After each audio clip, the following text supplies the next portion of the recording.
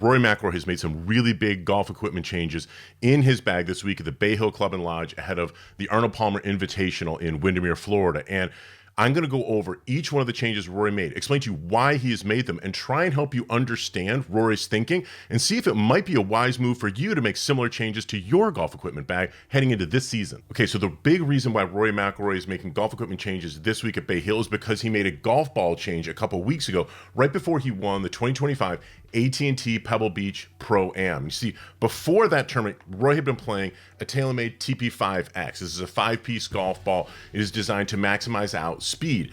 But Roy that week changed into a standard TP5 golf ball. Now, the regular TP5 for Rory was creating more spin with his wedges and with his short irons. And so he was able to get a lot more control, and he really credited that spin and that precision with helping him win at Pebble Beach. Now, fast forward to this week at Bay Hill, and because Rory is so much more comfortable hitting 1/2 and 3/4 wedge shots with the TP5 ball, he was making some changes to his pitching wedge. Ordinarily, Rory's pitching wedge is at about 46.5 degrees. Well, he felt he was getting so comfortable hitting these 1/2 and 3/4 shots that he actually increased the loft from 46.5 up to 48 degrees in his pitching wedge. And he kept his 54 and his 60-degree wedge, but then he took out the 50. So Rory, before the start of the action this week at Bay Hill, has gone from a 4-wedge system, 46 stated loft, which is really 46.5, to 50, to 54, to 60. He's now at 48, even though the golf club still says 46,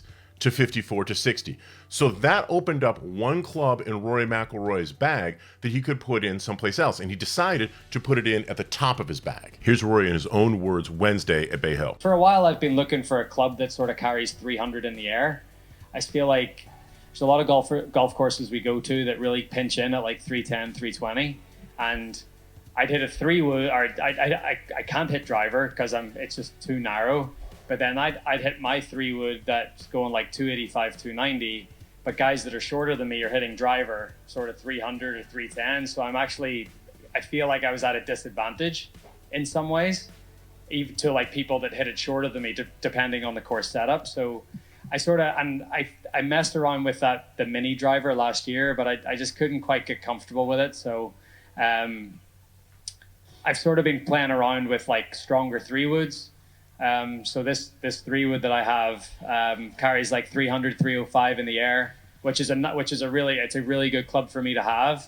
And then I've went from a 5-wood to a 4-wood, and that 4-wood sort of bridges that gap. And then I've got the 3-iron that sort of replaces the 5-wood. So I've got a club that sort of flies 260, a club that flies 280, a club that flies 300, and then the driver. So that was sort of the reasoning behind them. Now, the specific clubs that Rory has been swapping in and out, he's got a new driver in the bag this week at Bay Hill.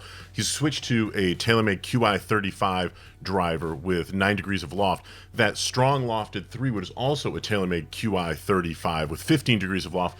The 4-wood has 18 degrees of loft, and he's using a prototype TaylorMade iron in his bag. It's this 3-iron that looks very, very similar to the P770 iron that was released in the second half of 2024. Okay, so while the distances are pretty ridiculous and you really can't relate to needing a 300 club because your driver goes 325 in the air, the logic behind what Rory is doing is actually fantastic for recreational golfers to really understand. He's looking for very set distances because he knows where the hazards are, where the fairways are going to be pinching, and he wants to make sure that he can either comfortably fly over the hazard or past the point in the fairway where there's going to be trouble, or safely make a full swing and lay up short of it. So for his distances, he knows how far he's going to be able to carry his driver. He is thinking very logically in 15 or 20 yard gaps and having clubs that are going to allow him to make that swing off the tee and put the ball into the area where he's avoiding trouble. So number one, he's thinking strategically, which unfortunately most recreational golfers don't do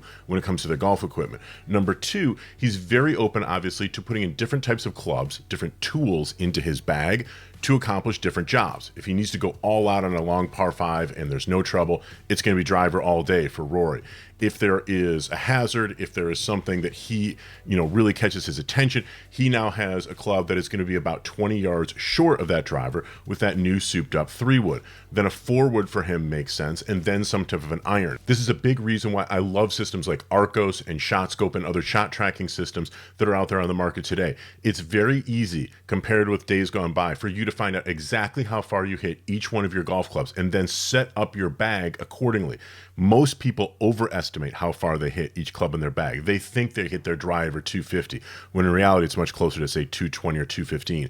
They think they hit their 5-iron 190. It's much more like, say, 168 or 170. Exactly what your club distances are really sort of creates what needs to be the logical progression through your bag. You want to think about how far you hit each club and have logical gaps between each one of those clubs. Rory is obviously doing that. So some really interesting stuff from Rory McIlroy, all stemming from making that golf ball change a few weeks ago when he won at Pebble Beach. It is now cascaded through his bag, so he's now using a 3-wedge system instead of 4. It allowed him to add one more club up at the top of his bag and really reassess his entire golf setup and how he's going to be attacking golf courses. It's a smart move for Rory. I think it could be a really smart move for you too.